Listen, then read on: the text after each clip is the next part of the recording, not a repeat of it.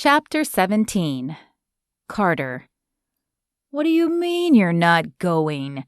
Jay asked as he pulled into the short-term parking lot. "I have to stop her. Look, I can't explain it. I don't even understand it myself.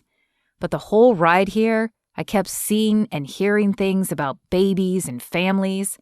I can't let her terminate the pregnancy." Carter glanced down at his hands. They'd been clenching and unclenching ever since he'd called April when they'd stopped for gas. And now they felt weird, like they belonged to someone else. "Dude, that's normal," Noah said, stretching in the back seat. "I had the same thing happen to me the first time, but by the third time, it was much easier." "But I don't think it's supposed to get easier," Carter said, shooting a glare at Noah. "I think this is my conscience talking, and I shouldn't ignore it. We have a conscience for a reason." "Yeah, to be a killjoy." Noah shook his head as he pulled his bag into his lap and looked to Jay as if silently asking him to hurry this up. Clearly, he was used to ignoring the voice, but Carter wasn't. Sure, there had been times he'd ignored it in the past, but it had never been this strong. And whether that was because this issue was bigger or because Jefferson had gotten in his head, he didn't know. But he did know that he didn't want to become like Noah, calloused and blunt. "Well, then I'll be a killjoy this time. Look, you guys can go without me, but I have to get back. I can either grab a cab or—" He turned his attention to Jay, hoping his friend would offer him the use of the car. "You can take the car," Jay said. "I think you're wrong, and you'll regret this, but I'll let you take the car as long as you promise to either bring it back here if you change your mind and catch a later flight, or pick us up if you don't." "Thanks, man. I will." As he took the keys from Jay and got out of the car to change positions, Carter felt the heavy weight that had sat on his shoulders since last night lift slightly. Not completely, but enough to persuade him that he was making the right decision. "Look, if you get back there and it's already done, or you change your mind again, feel free to come back. I really think you could use the relaxation before the season starts," Jay said, as he closed the trunk after retrieving his bag. "Thanks, man. I appreciate it. I'll let you know for sure. I can't explain it, but this just feels like the right thing to do." Jay nodded and waved as he and Noah walked toward the airport, leaving Carter standing by Jay's car and wondering if he really was doing the right thing, or if he was reading too much into it. Though he tried her phone every 20 minutes or so, Carter still hadn't been able to reach April by the time he made it back to the city. At least an hour had passed since he'd spoken with her, and he was sure that she had already gone through with the appointment, so he had no idea why he was still driving to her apartment, other than he felt like it was what he was supposed to be doing.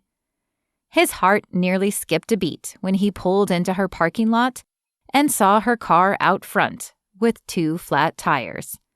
Though they could have gone flat after her appointment, he doubted it.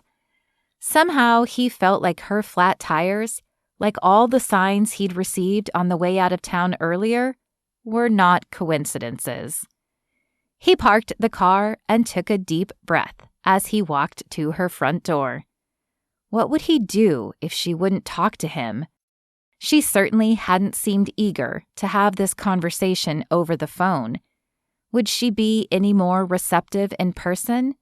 And what was his solution, really?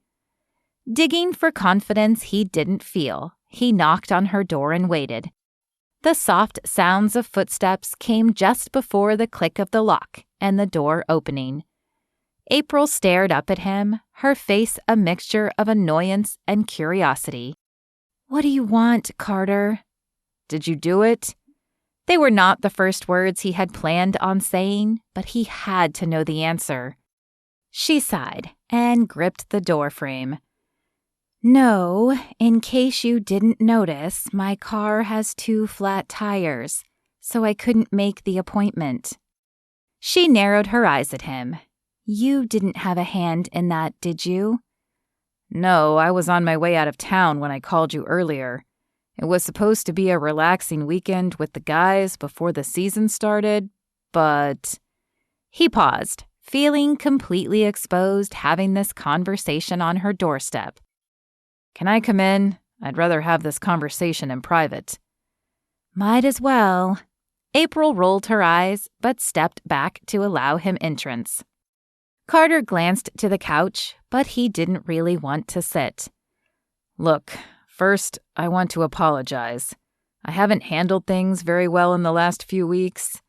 He ran his hand across his chin and then behind his neck. Why did he feel so awkward right now? April chuffed and folded her arms across her chest. You think? Pacing. Maybe pacing would help. He began a slow walk across her living room.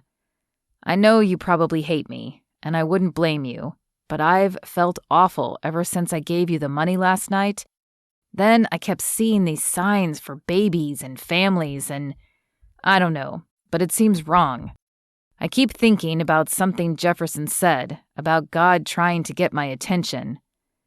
I thought you didn't believe in God, she said slowly.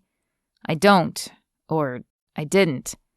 I don't know, honestly, but something is telling me very strongly that we shouldn't go through with this. April sighed and sank into the couch. I get it, Carter. I felt the same way. In fact, part of the reason I told you about the pregnancy was so you would make the decision for me. It's cowardly, I know, but I didn't want to have to choose. He sat down beside her, unsure if he should try to comfort her. It's okay, April. I don't think this decision is supposed to be an easy one, and honestly, I'd worry about us if it was. He thought back to Jay and Noah and realized once again that he didn't want to end up like them. But what do we do now, Carter? I just leased that office space. I don't even have people to rent the other spaces yet, and I certainly can't afford to take off work. I don't have all the answers yet, but I can help out financially if it comes to that.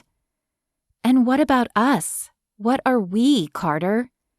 That was a very good question. He liked April more than he'd liked a woman in a long time, but did he want a relationship? I don't know exactly, April, but we can figure it out, one step at a time.